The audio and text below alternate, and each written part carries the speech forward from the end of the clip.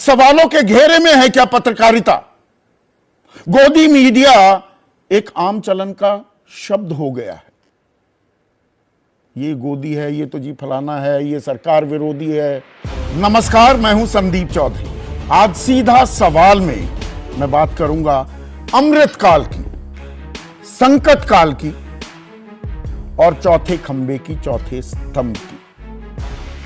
अब दरअसल सरकार ये दावा कर रही है, ताल ठोक रही है कि हम यानी कि भारत, ये देश अमृत काल में प्रवेश कर चुका है और आने वाला वक्त हमारा होगा, हम विश्व गुरु बनने जा रहे हैं। ये झूठ है, झूठ है, झूठ है। लेकिन जो लोकतंत्र का ये चौथा खंबा है, स्तंभ है, हम पत्रकारिता और पत्रकार, क्या ये खंबा दरअसल दरक रहा है और पत्रकारिता का एक संकट काल चल रहा है क्या? और यह सवाल किस लिए? क्योंकि विपक्षी जो गठबंधन है, जो अपने आप को इंडिया कहता है, उसने 14 एंकर्स के बहिष्कार का फैसला कर लिया है। यानी कि वो जो टॉक शोज करते हैं, जो कार्यक्रम करते हैं, अब उसमें विपक्षी खेमे से कोई नुमाइंदा, कोई प्रवक्ता हिस्सा नहीं लेगा। यह घोषित बहिष्कार कर दिया है। अब यहां पर इन पत्रकारों, इन एंकर्स के नाम बताना जरूरी नहीं, वैसे भी आपको पता होगा। यही नहीं, अभी और सुनिए। जरूरी क्या है? सवाल, और वो कौन सा सवाल है? क्या इस तरह से पत्रकारिता का गला घोटा जा रहा है, दबाया जा रहा है, डराया जा रहा है, धमकाया जा रहा है पत्रकारों को? या ये नौबत क्यों आई है? यह अपने आप में एक बड़ा सवाल है और इसी सवाल से जुड़ी एक और समानांतर धारा है। वो है पत्रकारों की निष्पक्षता, उनकी विश्वसनीयता, उनका भरोसा। क्या लोगों का विश्वास पत्रकारिता में, आज के मौजूदा दौर की पत्रकारिता में डगमगाने लगा है? सवालों के घेरे में है क्या पत्रकारिता? गोदी मीडिया एक आम चलन का शब्द हो गया है। ये गोदी है, ये तो जी फलाना है, ये सरकार विरोधी है। भाई, केंद्रीय मंत्री प्रेस्टिट्यूट कह देते हैं पत्रकारों को, केंद्रीय मंत्री। थोड़ी मर्यादा रखिए। क्या यह पत्रकारिता का हाल हो गया है? अब जो विपक्षी महागठबंधन है, उन्होंने जब यह बहिष्कार का ऐलान किया तो उन्होंने क्या कहा, तर्क क्या दिए, दलील क्या दी?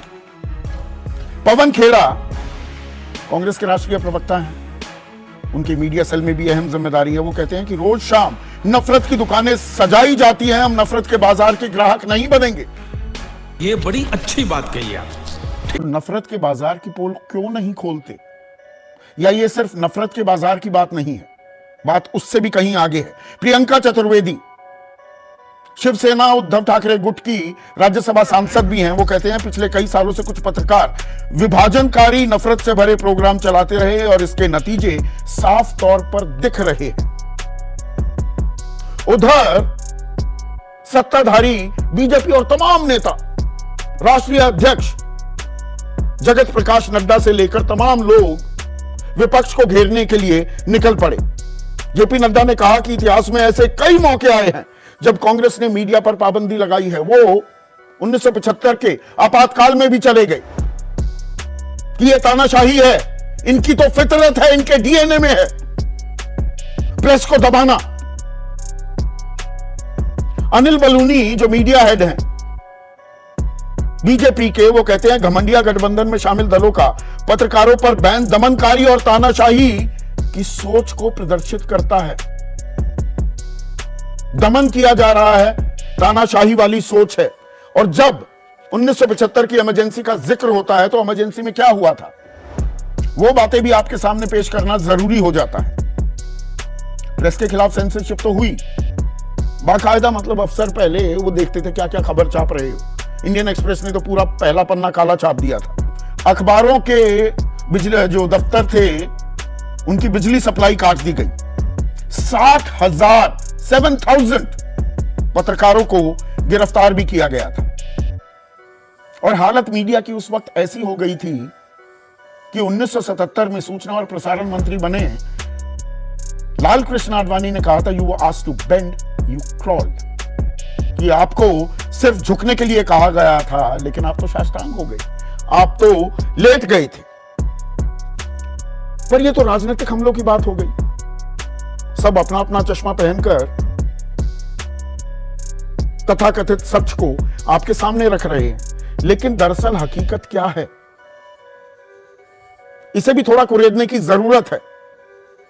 जो फ्रीडम ऑफ प्रेस इंडेक्स है, यानी कि प्रेस की आजादी में 180 देशों में भारत कहां खड़ा होता है, इस पर निगाह डालनी भी जरूरी हो जाती है। 2023 में 180 देशों में हम 161वें नंबर पर हैं, 161वें नंबर पर। 2013 में हम 140वें नंबर पर थे 180 मुल्कों में। मतलब तब भी कोई ऐसा अमृतकाल पत्रकारिता का नहीं आया हुआ था, लेकिन हालात बद से बदतर ही हो रहे हैं।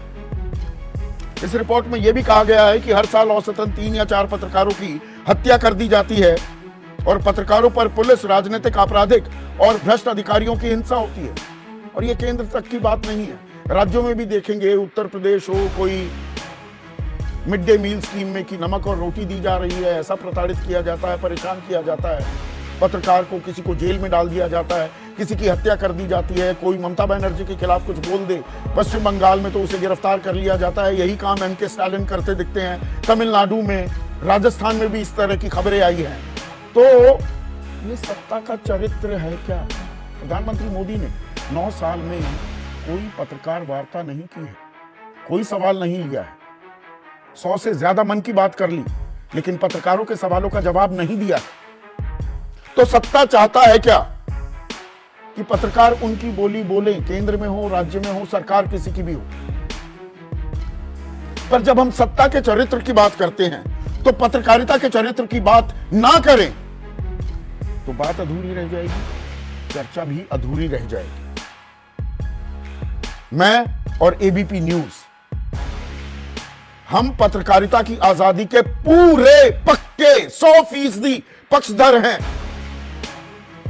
और हमारा साफ मानना है कि जो ये लक्ष्मण रेखा है पत्रकारिता की, वो भी हम पत्रकार ही तय करेंगे। ये सरकारें नहीं तय कर सकती हैं कि हम क्या सवाल पूछें और क्या सवाल ना पूछें, किस खबर को चलाएं और किस खबर को ना चलाएं। लक्ष्मण रेखा है और यह संवैधानिक हक दिया गया अभिव्यक्ति की आजादी का।